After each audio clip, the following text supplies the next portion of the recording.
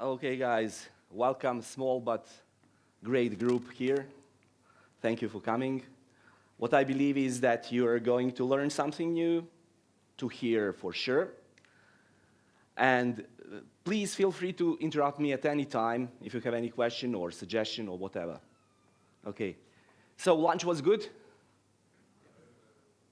Good time for an afternoon nap? This is the second best place for that. The best place is on the main stage because it's dark there and nice, soft seats. So I believe this is the second best place, but also I believe you won't get asleep because I won't let you do that. So after lunch, you know, you're a little bit sleepy. Do you know why you're a little bit sleepy? Yeah, your digestion system needs more blood, and where this blood comes from? No, that's what I thought until my sensei, Vladimir Jorga, professor of the medical faculty on the university, taught me that brain needs to have constant supply of blood. So the blood is coming from the muscles, and muscles get relaxed. So you're relaxed, and that makes you a little bit sleepy. So that's why. And to fix this, we'll do a small exercise. I won't make you dance or something like that, don't worry. Just to wake up your brains, to be ready to hear and to learn more, and to get as much as possible value during this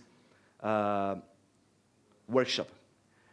So, you know this game when you were kids, you know, night, day, you know, night is, you don't need to get up, I just wondering, but we will do something similar with the hands.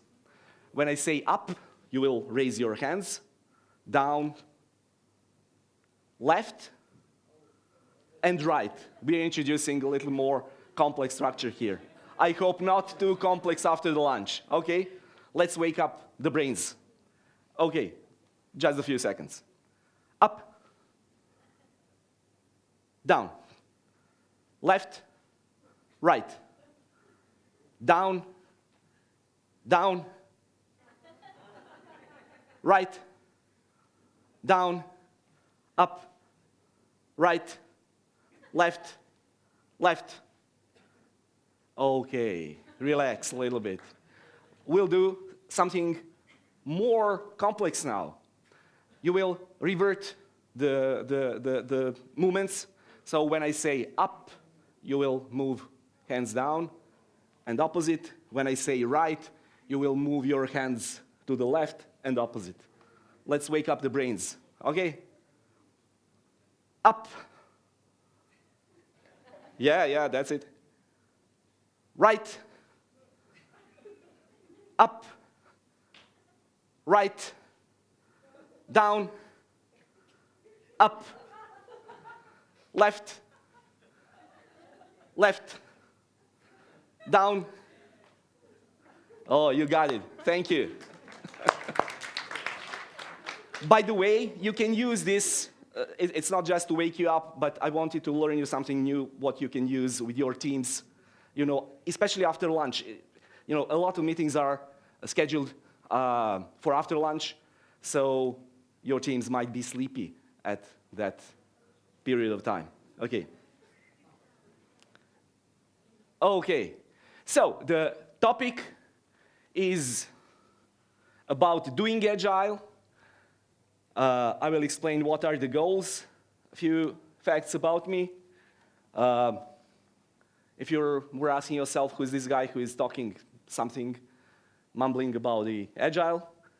I'm originally a software engineer, started with the programming in '83 on paper, because back then it was not that easy to get the computer, especially when you know, need to ask your parents for anything. And after that, my first computer was ZX Spectrum. I got it in '85, I believe. And since then, I'm in a software world.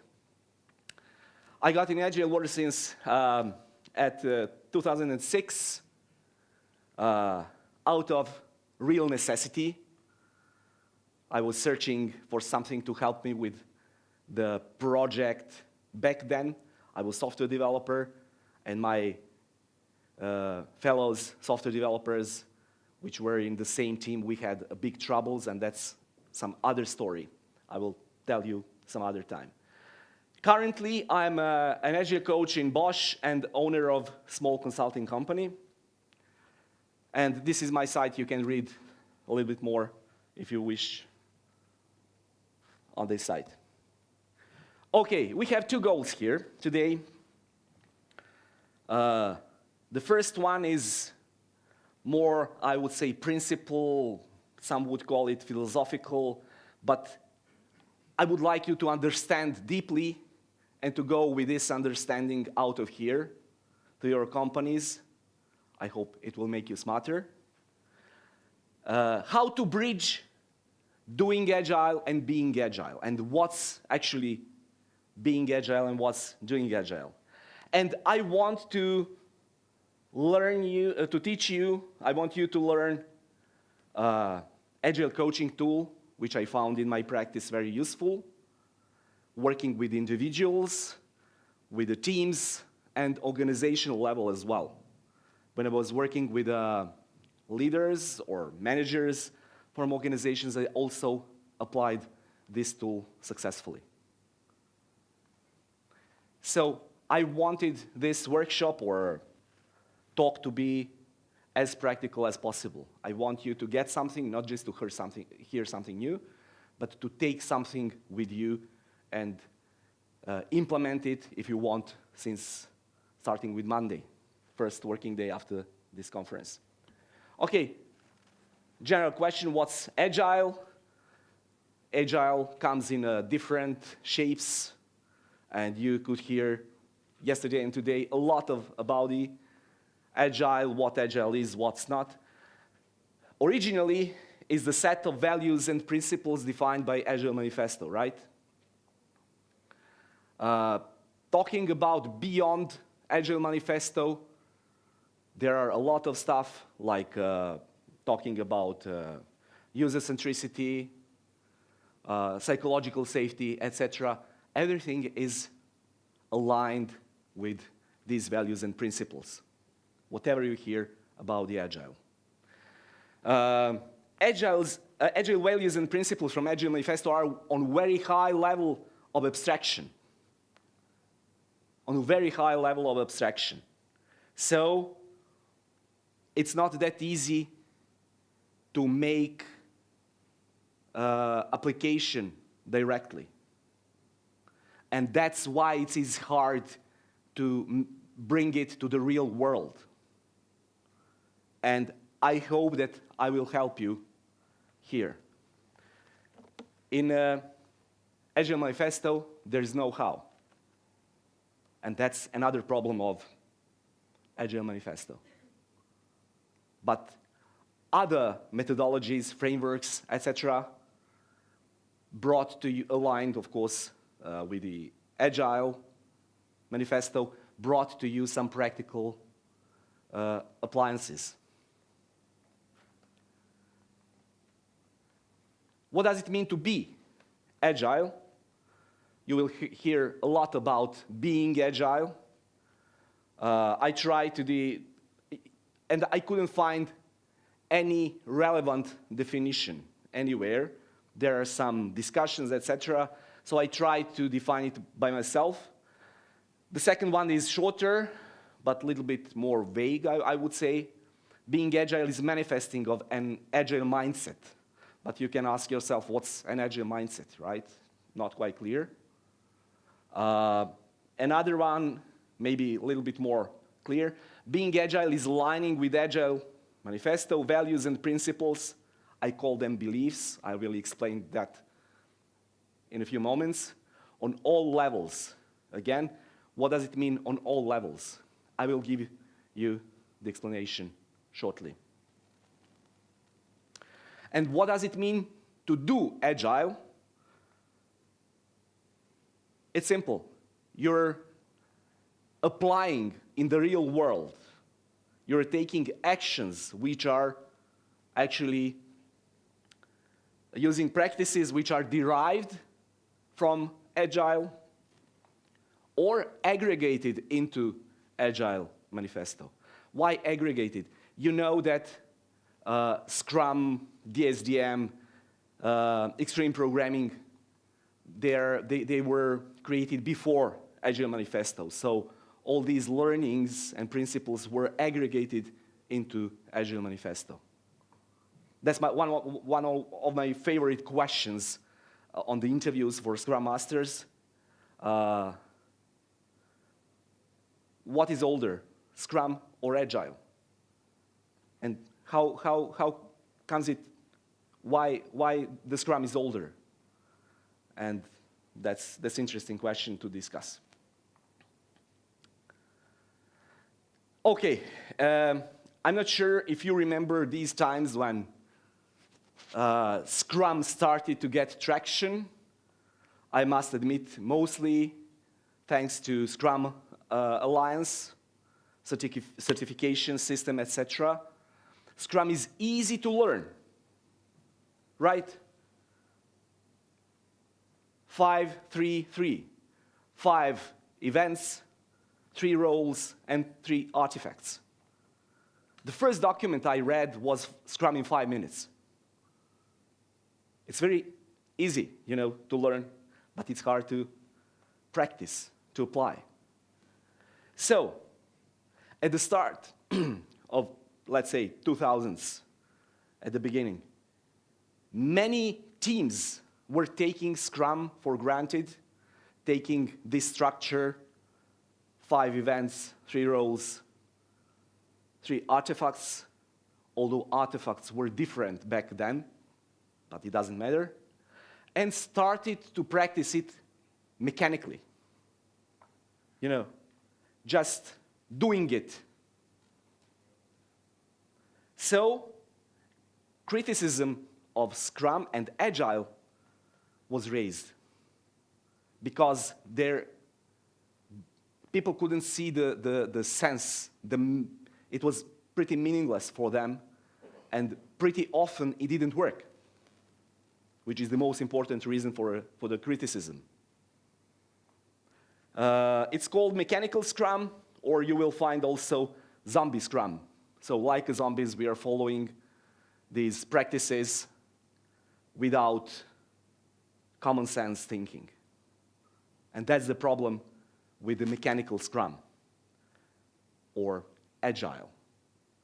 And you will see, even today, a lot of discussions and criticism on that field, both Scrum and Agile.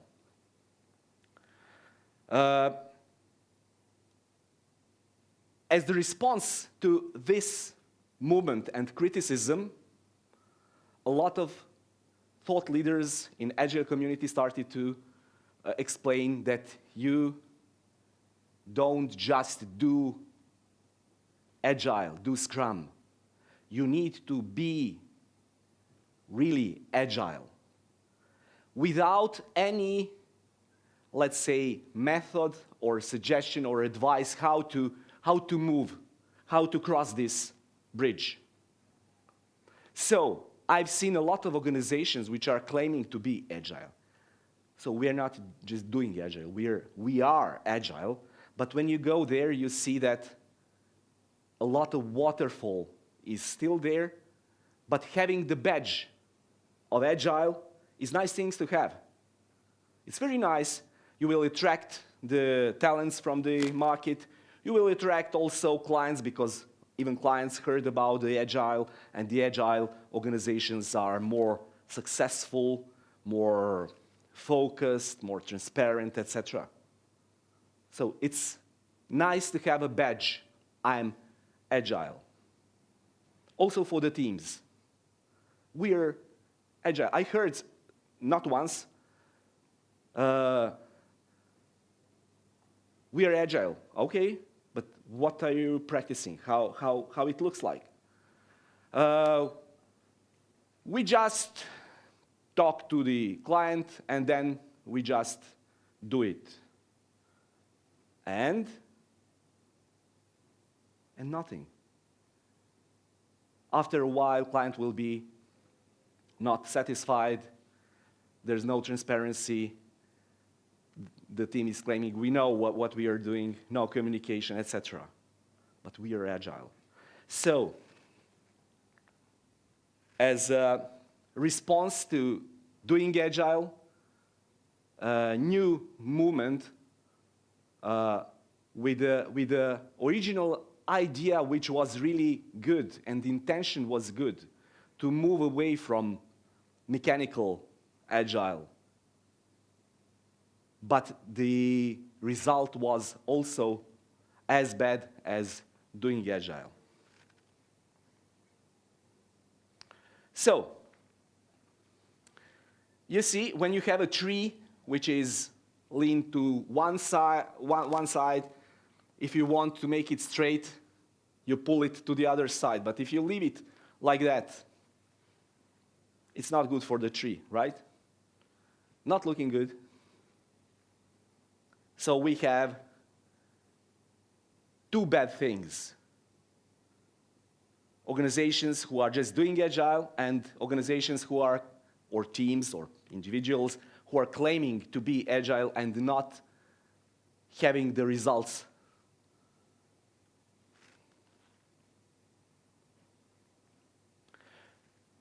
Okay, in general, how we are doing things, how we make things happen. We as agilists, or agilers, whatever you like, we have certain values and beliefs. And we have our capabilities, competencies. Then we do some work, usually with the teams and organizations. This work is producing some output.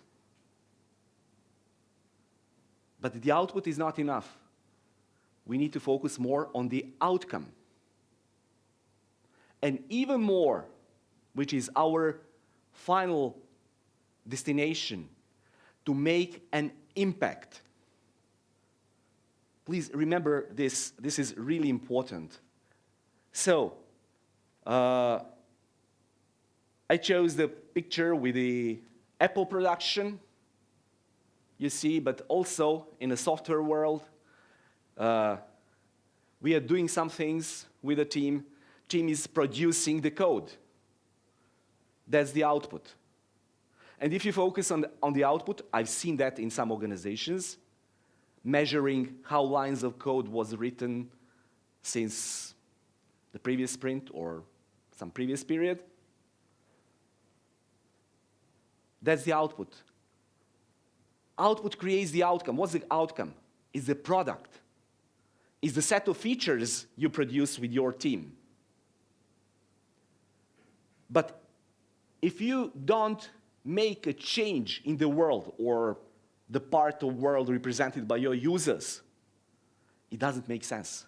Finally, you want to create the impact on the users, to solve them some problem or make their lives easier with a set of features, with the product you create. So this sequence is really important, and especially remember values and beliefs and capabilities or competencies we have. So,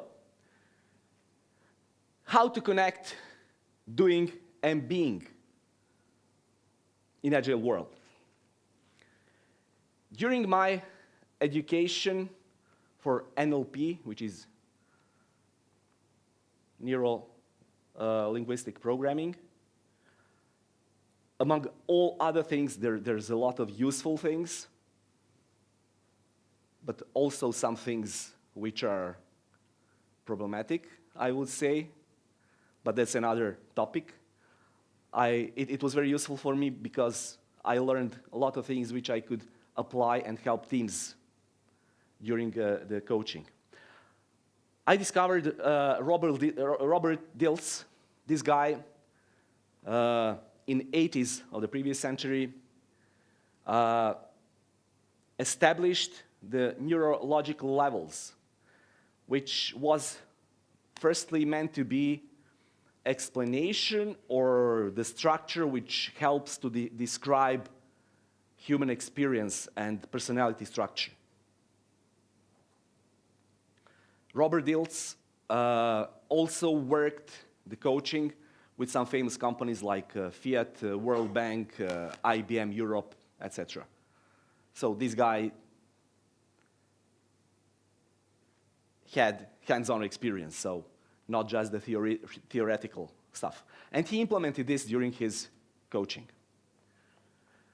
I found that really useful. I implemented this, used on my coaching sessions first on the individual level, and after that on a team level.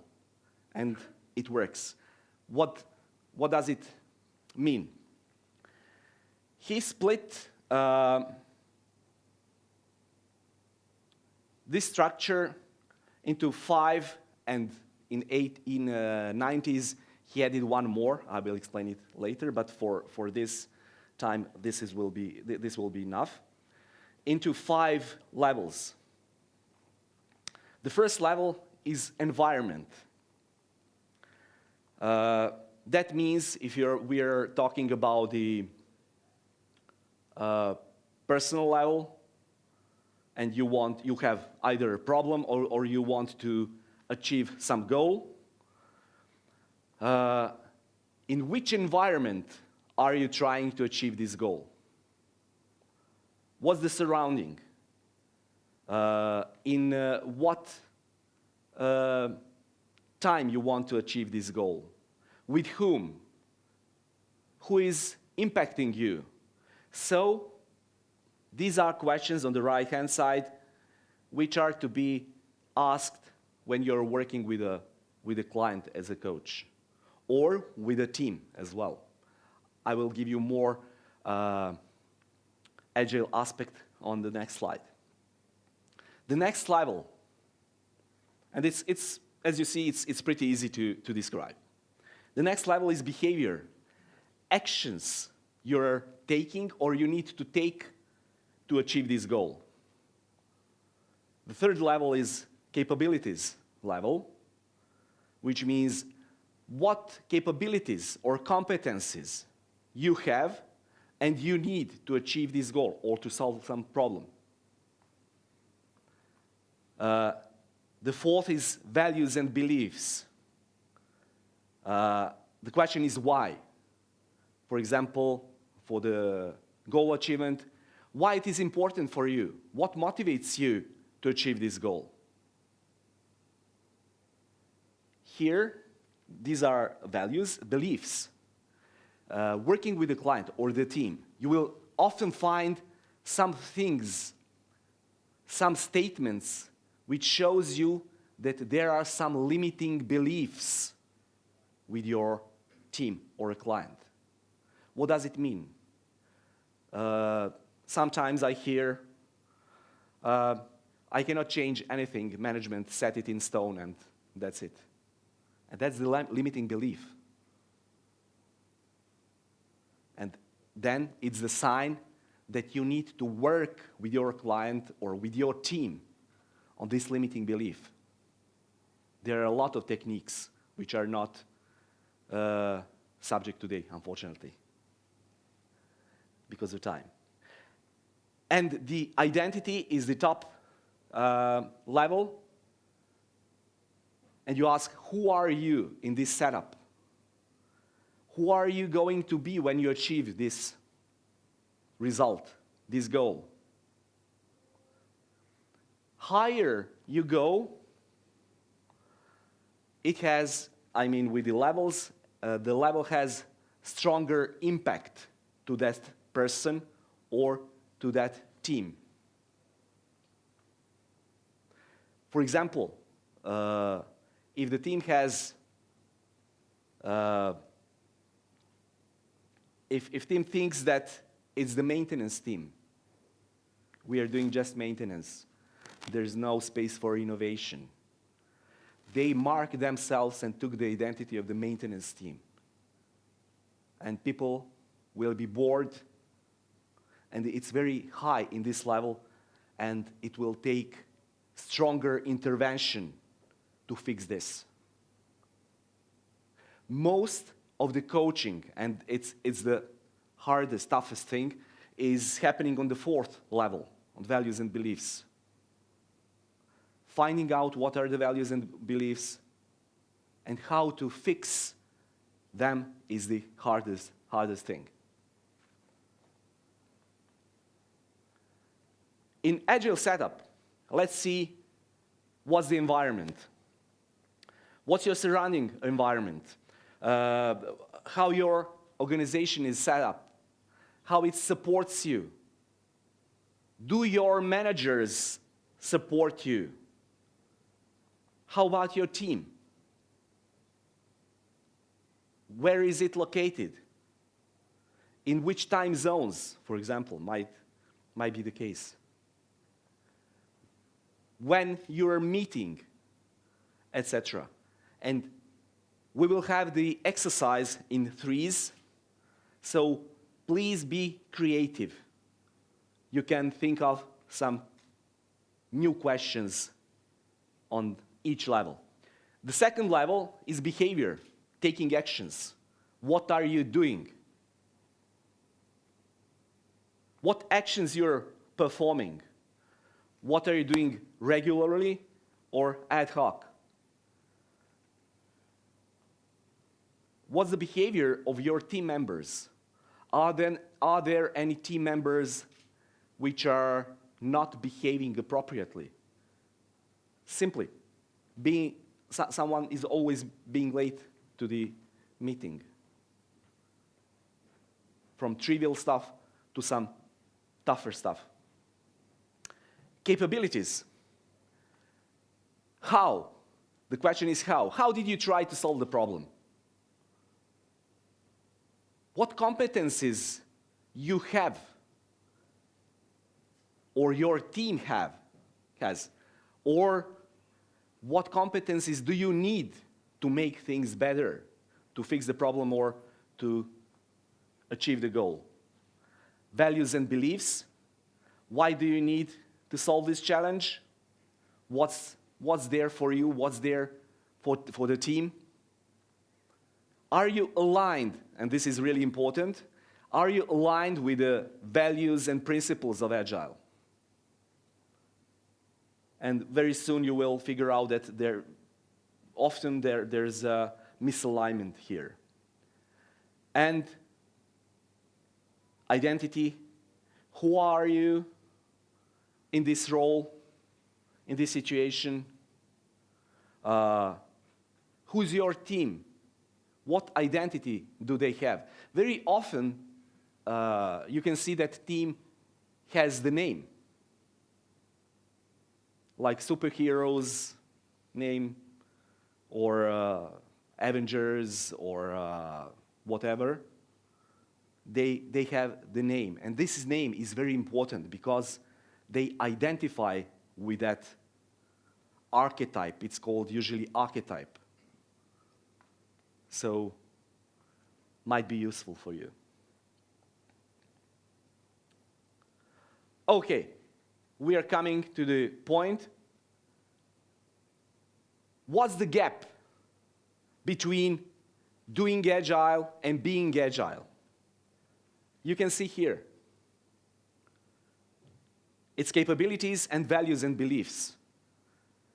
And bridging from doing Agile towards being Agile is using these two levels, empowering and encouraging people to improve these two levels. So improving the capabilities and working on values and beliefs. I can press it. Yeah. Okay, what are the values? You know this, right? Valuing things on the left side more than things on the right side. And you know the principles. 12 principles, I call them beliefs. What's the difference between value and belief. The value is something which is important for you. When I did the exercise for myself, for example, integrity is one of the top values for me. I value that within myself and with the other people as well. This value is pretty strong with me. And beliefs are the facts which I believe are true. I don't need any proof for this. You know, working software is the primary measure of the progress. Is there anyone who doesn't believe in that? Right? Our group is pretty much aligned with all these things. I can press it again. Okay, also important one, I didn't see anywhere that it was structured like this. What are agile capabilities? It's not just the knowledge how things are working. And this is something we as Agilists or Agile coaches, Scrum Masters, need to develop. Knowledge, techniques. We have concrete techniques. For example, you probably know several techniques for a retrospective, right? You used them, right? Experience is also something we build, and not just, we don't just build knowledge, we also build self-confidence, which is also important with experience. Communication and collaboration, also way to learn, way to build your capabilities. Skills. Do you know the difference between techniques and skills? Usually these two are mentioned, but skills is something, these are capabilities which we are practicing, like active listening. You know about that, probably. You know, observing the dynamics of the group or the team, also something which you need to practice and to develop. And last but not the least, for sure, common sense. And we are usually forgetting about the common sense. And that's probably the most powerful capability you might have. How we are learning in an agile way? We are learning by doing. You know this cycle probably. It's slightly adjusted from PDCA, from William Deming. You plan something, you do something. You learn from this small experience. You adapt your method or way of work, etc. Then you plan again, and this cycle is repeating.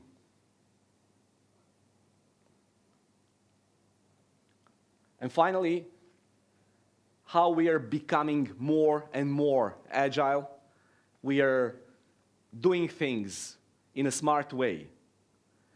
When we do something, we check our alignment with the agile values and beliefs or principles. And also, we build our capabilities in all these ways I mentioned. We are building experience, knowledge, technique. We are communicating. We are building skills. This is something which helps us to figure out how to bridge being and doing agile. But now I would like you to form groups of 3. One is coachee, the person with some concrete problem or the goal. It doesn't need to be a problem, it might be a goal. The second person is coach, who will ask the questions from environment to the identity in this order. But I will leave this as a reminder for you.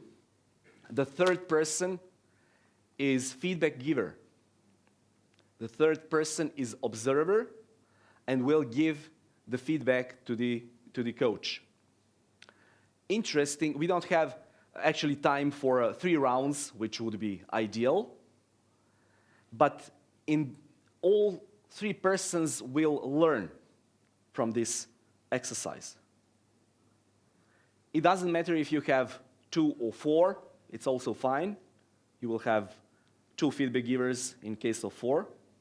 So now you can choose the coachee, the person with a problem or a goal, the coach who will use this structure. This is actually exercise. This is the technique, coaching technique you can use with your clients or with your teams as well. And the third person will be feedback giver, observer of the process. Okay.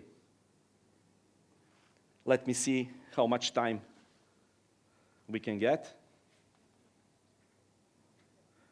Okay, 15 minutes will be enough. Okay. Can you self-organize? What a stupid question on an agile meeting, right? On an agile workshop. The more you engage yourself with this practice, you will learn more. Okay, I will start the timer.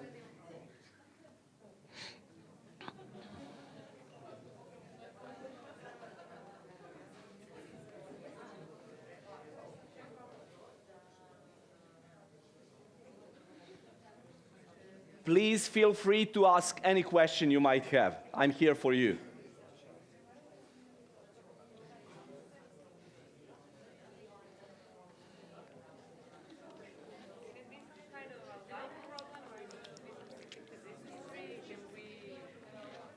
As specific as possible. Very important stuff. You're not doing just the exercise. You're practicing active listening. Try not to jump into the conclusion, but please follow this structure. It's very easy to offer solution immediately, but please don't do that. Try not to.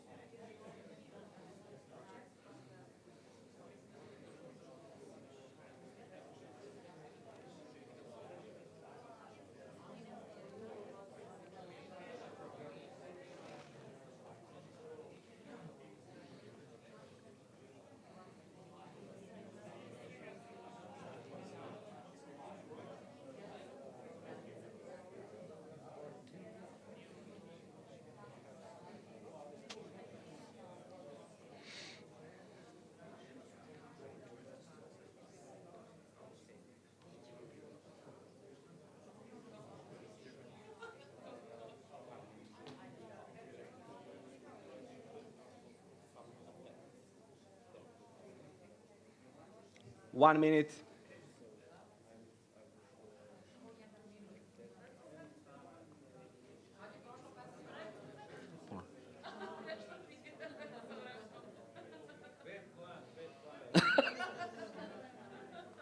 Deliver more, deliver more.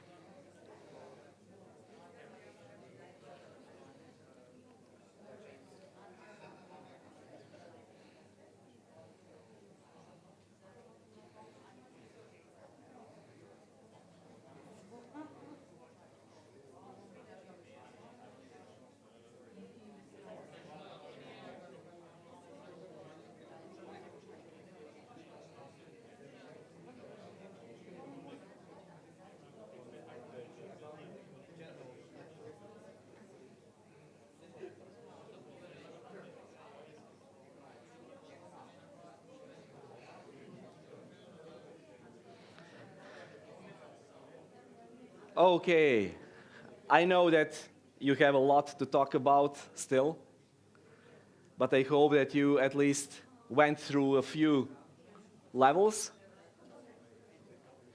And is there anyone who found the issue on a certain level, or a blockade, or a clutch?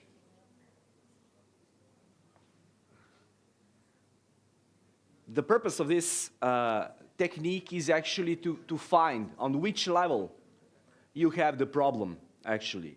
And you're guiding your client, coachee, or the team through this structure by asking questions and letting them to explain and listen carefully what they are saying. And you will find on which level you have problem on. And what to do in general. We don't have enough time to explain some concrete techniques which you can apply when you find the issue.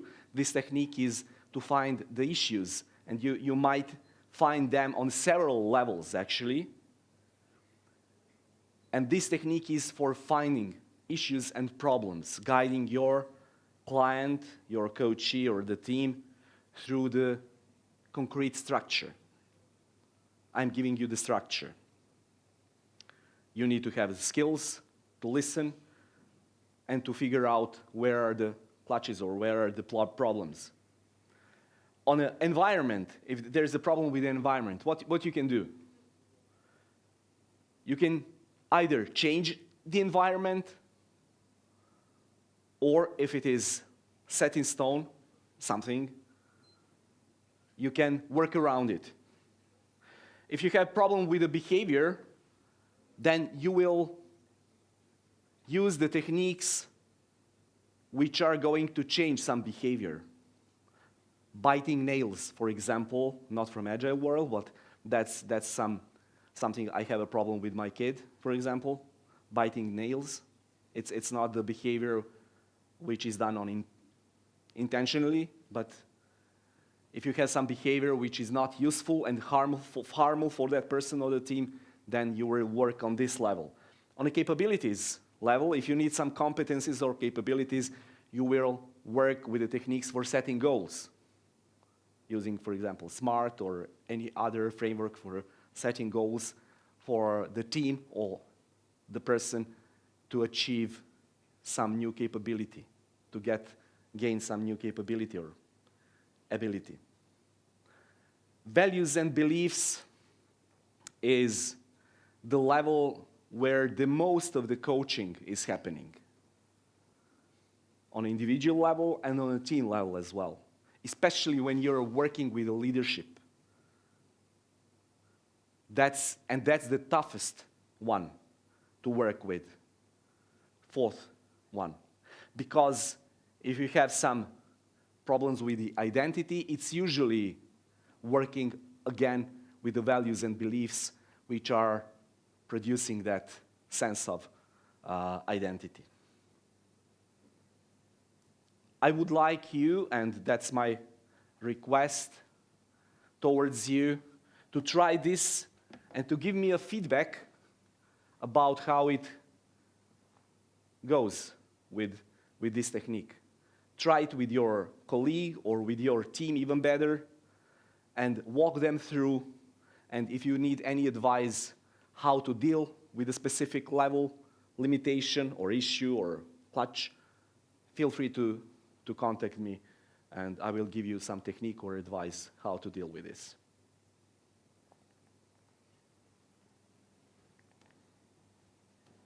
Yep, I can do it.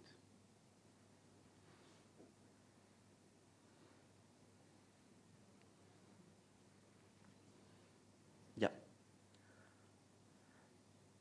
What if we start top down? Did you think about it? You know, Simon Sinek says, start with why. You heard about it? It's also possible. And probably the why is something which is of the most importance for this system. But it's easier to introduce client into explaining the environment than behavior, than the capabilities, etc. It's much easier to make a report with the client and start there.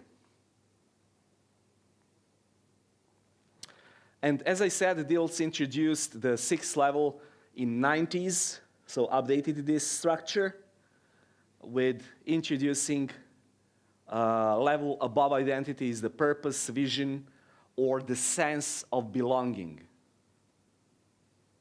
I won't go there today. We could, but I encourage you to read more about this.